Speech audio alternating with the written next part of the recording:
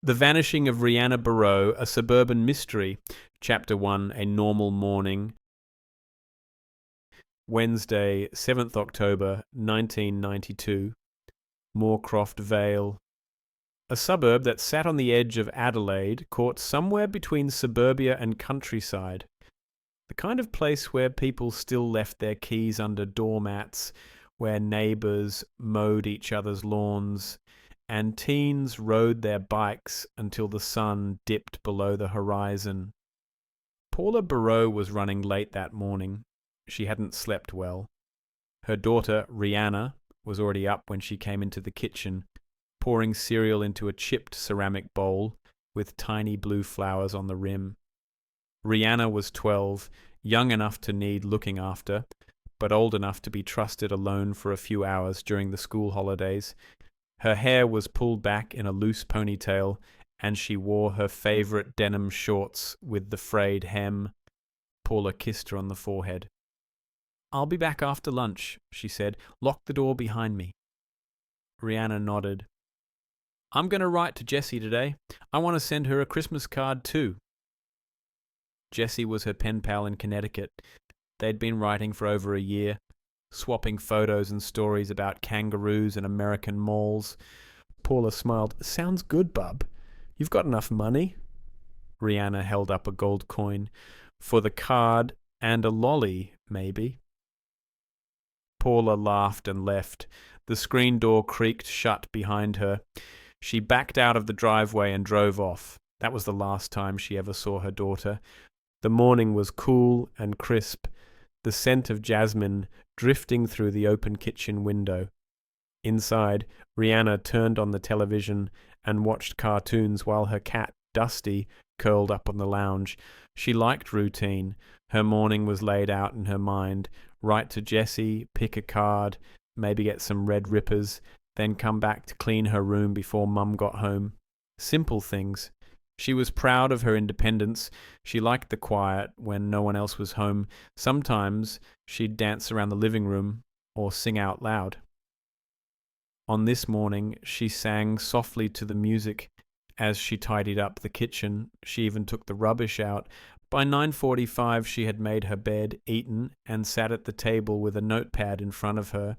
She chose a purple pen and began writing slowly, choosing her words carefully. The letter was cheerful. She asked Jessie about the snow, mentioned she'd been practicing her calligraphy, and included a tiny drawing of a wombat in the corner.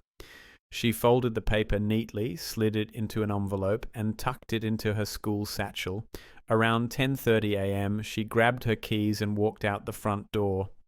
She locked it behind her, the sound of the tumblers clicking in the quiet street. She headed for the local newsagent. It was a 15-minute walk. She passed the Greaves house, where Mrs. Greaves was pruning roses. "Morning, Rhianna," she called. "Hi," Rhianna replied. "Pretty roses." Mrs. Greaves smiled. "Tell your mum I've got some cuttings for her." Rhianna nodded, then turned onto Bellamy Street, walked past the park where the council had recently installed a new slide. She stopped and watched a toddler go down the slide, his mother clapping gently at the bottom. Everything about that morning felt ordinary. Everything until it wasn't. Chapter 2. The Card. The newsagent was a small, family-owned shop tucked between a bakery and a dry cleaner. It smelled of newspapers and bubblegum, with metal shelves lined with stationery, magazines, and racks of novelty cards. Rhianna was a regular there. She often came in with her mum on Saturdays. The owner's daughter, Kim, had once babysat her. At 11:19 a.m., she stepped through the door and greeted the woman behind the counter. Just this, please," she said, placing a snowman-themed card on the counter. "Getting ready early, are we?" the woman joked. "It's for my pen pal," Rhianna said, smiling. She handed over the coin, collected her change, and slipped the card into a small paper bag. She also picked out a red stamp from the rotating stand near the till. She thanked the woman and left. Nothing about her seemed unusual. Happy, polite, relaxed. Outside, the wind had picked up slightly. A single leaf danced across the sidewalk as Rhianna started back home. Her pace wasn't hurried. A man getting petrol nearby saw her pass by and later recalled that she looked like she was daydreaming. She was twirling the bag in her hand like she was humming to herself, he said. One neighbour, Mr. Tranter, remembered seeing her walking past his window at about 11:30. She had her head down, looking at something in her hand. Probably the card, he said. He didn't notice anyone else on the street at the time, but thought he heard a car idling a few houses down, and by all accounts, she returned home. Police would later find the card on the dining table, still in its paper bag. The envelope remained unopened. The stamp lay beside it. A small juice box had been taken from the fridge. Her cat was sleeping on her bed. Her shoes were neatly placed by the door, but Rhianna herself was gone. Not a single item was out of place. Her radio still played music from the cassette. The windows were shut. The fly screen door was locked. And yet, something had entered that house.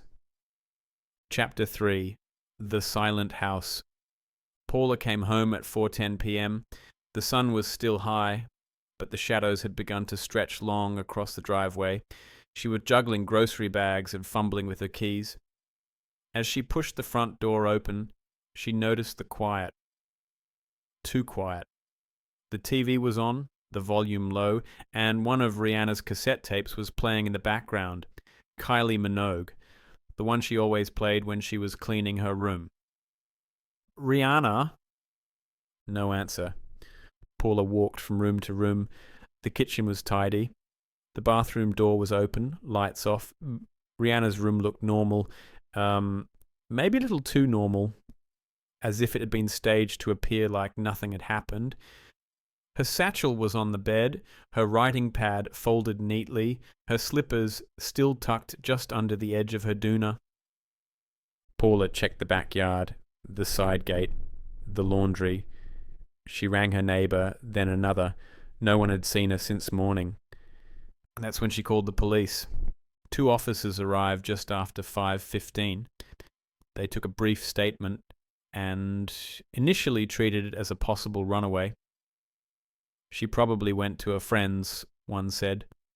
But as night fell and the calls to every friend and family member turned up nothing, the situation shifted. By 8 p.m, a full search was underway.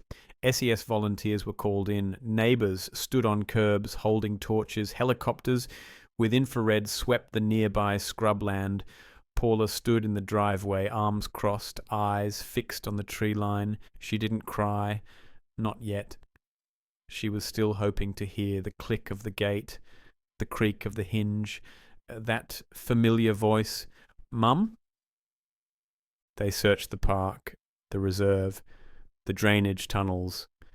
A team even dredged the small creek near the golf course. They knocked on doors. They opened garages. But by midnight they had found nothing, not even a footprint. This is Caught Off Guard. Subscribe for more unsolved Australian mysteries.